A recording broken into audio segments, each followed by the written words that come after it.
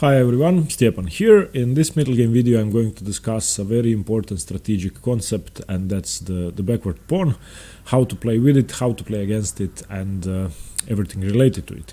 So a backward pawn is a pawn which is fixed in your position, a pawn which can't move forward easily, a pawn which is adjacent to one of your pawns and it can't be defended by another pawn from behind. So a backward pawn is a positional weakness which your opponent can easily exploit, and the backward pawn is something you want to get rid of as soon as possible. Now, most people who don't consider backward pawns don't take them as seriously as I would say isolated pawns or doubled pawns, but the backward pawn can be even a tougher positional weakness to have than, let's say, having doubled pawns or having isolated pawns.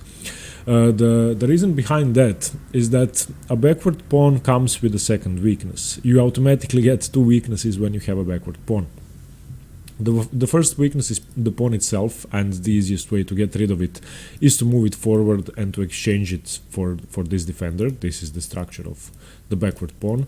And the second weakness is the square in front of the pawn, and this square is often what makes the backward pawn extremely weak. And the weaker this square gets, the more control your opponent has over this square, the weaker your backward pawn is. And this structure, I guess you can recognize. This is from the Sicilian defense, and this is what usually happens when the player with the black pieces plays e5. Now this can happen from the Kalashnikov, from the Najdorf, it can happen from several different variations of the Sicilian, and very often in the Sicilian defense black will play e5 and then want to play d5, and white will often use the d5 square to his own advantage, and that's what we are going to see in one of the example games. So a backward pawn is definitely something that creates an imbalance in the position and which makes the games interesting. Now, how do you react to that if you have the backward pawn? The player with the black pieces in this position, if he had some pieces on the board, would need to compensate for the backward pawn and for the weakness on d5, which are serious positional weaknesses, by piece play, and by having active pieces going for active play for an attack and not really giving white time to slowly and steadily surround his backward pawn and win it. Now, this means that if you are a positional player, then you are most probably going to cherish having a backward pawn to target, and if you are an attacking player, you might want to play with the backward pawn, because if your opponent spends time maneuvering his pieces, positioning them perfectly to pressure your pawn, then you have time for attack. And I always prefer playing against the backward pawn, but it depends on your style. Now, how do you win this pawn? The first thing you need to bear in mind, and I'm going to use the first game example for that, is does your opponent have counterplay? This is the game between Adams and Conquest from the British Championship of 2010. You can see that Conquest has a backwards e6 pawn. This position came from the Caro-Kann, and a sort of a weird Caro-Kann. It's the advanced short variation.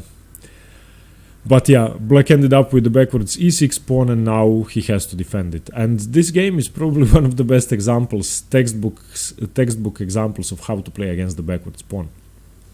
I'm not going to explain every move, but I'm going to walk you through the steps. The step 2 written on the screen here, fix the weakness first, is very important. You can't really attack the pawn unless it stays put. You need to fix it first, and then when the situation is favorable, you can attack it. The second thing is that the third step you see here is use the square in front of the pawn as the main weakness. The e5 square is extremely weak, so knight to e5. Fixing the pawn, occupying the e5 square, and at the same time putting pressure on the rook and on the g6 pawn. Rook f4, queen to e2. I'm just going to see to show you how Adams increased control. So knight to f3 controlling e5 once again. Rook to f5, rook to e1. You can see that all of white's pieces are perfectly harmonious, and all of them are devoted to winning this e6 pawn eventually. The two knights for now are controlling the e5 square and fixing the pawn, and then the pawn is going to drop.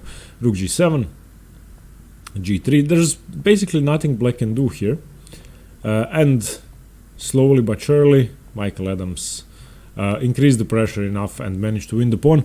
Now the thing I wanted to talk about in the first step, does your opponent have counterplay? Since the best way to play with a backward pawn, the best way to save your game if you have a backward pawn is to create some initiative and to create attacking play. You can't really go for moves such as this one, knight to h3, slowly remaneuvering your pieces to attack the pawn if your opponent has some open files or open diagonals or active pieces. In this case, Michael Adams made sure that Conquest doesn't have a single line to play with, and Conquest doesn't really have any chances here. The queen is ridiculous on c8, the knight is on f8, the bishop is locked on e7, the rook on g7 doesn't really do anything. The only active piece is the f5 rook, but it's attacking the overprotected f2 pawn, which is defended 4 times, so not really any counterplay here. We're going to see another example in which the backward pawn won. King g8 here, rook to e3, slowly maneuvering his pieces, and of course here he won the pawn, and he wouldn't have had time to play these 20 moves trying to win the pawn if black had counterplay. So the first thing is, if we go back to the original position here after bishop to d6, the first thing he did was stopped counterplay. How do you do that? Put the knight on e5, block down the bishop, attack the rook has to move, then you are going to double your pieces on the e file and get your other knight into the game. In this position it was already fairly easy and black was passive already, but remember that if you see a target, if you see a backward pawn, for example you play against the Sicilian, if you see a backward pawn on d6, don't just rush to attack it, just put your knight into d5, get your rooks doubled on the d file, castle, whatever, just try to put your pieces on their perfect squares and try to dampen your opponent's counterplay before going for a static weakness. There are 2 types of weaknesses in chess, static and dynamic weaknesses, and dynamic weaknesses are tactical possibilities. For example, on one move your opponent weakened one of his squares or one of his pieces, and you need to take that chance right now. You need to play that now, otherwise the weakness is gone. A backwards pawn is a static weakness and it doesn't go away, so if you rush to attack it, you might make a mistake and you might destroy the position. So take static weaknesses easily. Just build on it. Firstly, kill off your opponent's counterplay, then fix the weakness, then try to use the square in front of the backwards pawn, and then let me come to step 4. The easiest way to exploit a weakness, so if you want to exploit d6 and the d5 square, the square in front of it, the easiest way is to provoke another weakness. And this isn't only connected to the backwards pawn, I'm going to mention it in a lot of videos, so that's the concept of 2 weaknesses. In chess, it's usually considered that you need 2 weaknesses to win the game, that one of them is not enough, because your opponent can almost always defend the one weakness, especially if he still has pieces on the board. So the concept of 2 weaknesses is very important. So a very common approach players have with a backwards pawn is to fix it. Let's imagine a knight being on d5, and then after you have fixed this one weakness and black still needs to keep an eye on that throughout the game, then you might want to create a second one. For example, push a4, a5, a6, I don't know, double these pawns or something. It doesn't really matter, it depends on the constellation of the pieces and the king safety. So a great thing is, once you have done the first 3 steps, stop counterplay, fix the weakness, and use the square in front of the backwards pawn, try to provoke another weakness. And only then, if you don't manage or if you manage, go for an attack. I'm going to show you another position. This is just this is the minority attack setup, which I talked about a few videos ago, and the point of the minority attack is to create the backward c6 pawn. So after the move a3, white starts his minority attack, black tries to prevent it, here, takes, black now plays with his pieces here, here, here. This is what happens in the minority attack, and you can often, in games with the minority attack, see the plan of a knight coming into a4 or into d3 and then into c4. And that's one of the main ideas in the minority attack. And the first stage of your plan, you have to fix the weakness. So once you fix the weakness, only then does white put his rook on c1 or on b1 or on a1 and try for a queenside attack and winning the pawn afterwards. So it's very important to fix the weakness. So in this position, Michael Adams did that perfectly. I really couldn't find a more instructive game, and this might be too simple. but some of your games are going to look like this. Now let's see what happens when that goes wrong. This is the game between Vichy Anand and Peter Lekov from the 2005 Wijkanse tournament in the Netherlands. In this position, Peter Lekov has a backwards pawn on d6. This is the same Sicilian structure we just looked at here. It's slightly different, but basically you have an advanced d5 pawn and the backwards d6 pawn. So what happened here was Peter Lekov actually played the position perfectly. As I said, if you have a backwards pawn, you can't allow white to play around your weakness, fix it, and then win it slowly. Peter Lekov played aggressively f5, castles, rook a7, a4, and Peter Lekov gave no chance to Anand to slowly build pressure on his weakness. And you can see that now that the pawn is dissolved and the weakness is gone, Anand couldn't have done anything. So you need to be aggressive when you have a backwards pawn. Let's try to find an idea here for black, for conquest. After knight to e5, he played rook to f4, which, I mean, where do you put your rook? You can't really do much more.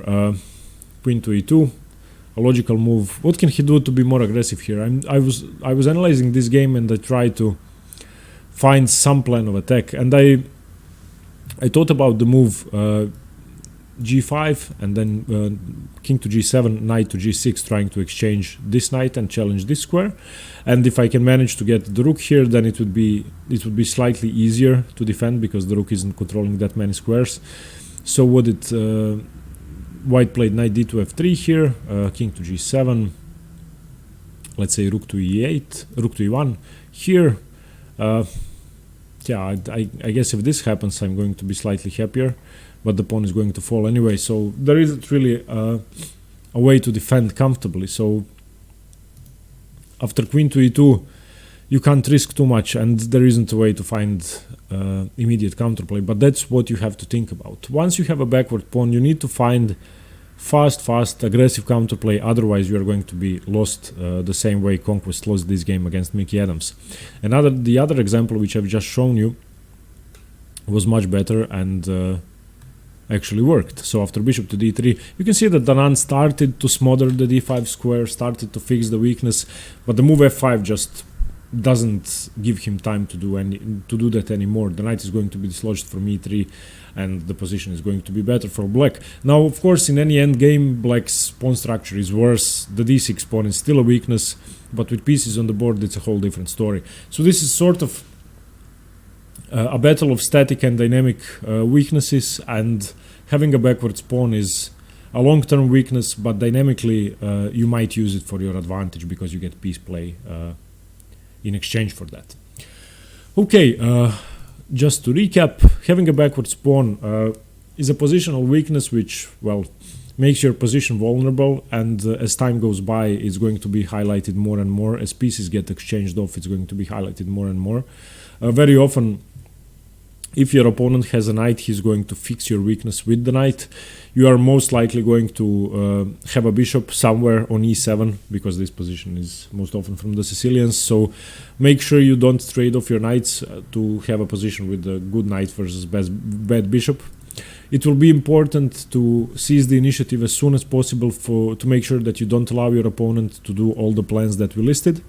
And if you're playing against the backwards pawn, just fix it. Stop your opponent's counterplay, bring all of your pieces into the attack, try to create a second weakness because it's going to make exploiting the backwards pawn easier, and use the square in front of the pawn. So you basically get two weaknesses in one with the backwards pawn. Try to use them both. Don't just think about how do I win the backwards pawn. Try to think of using the square in front of the backwards pawn as well.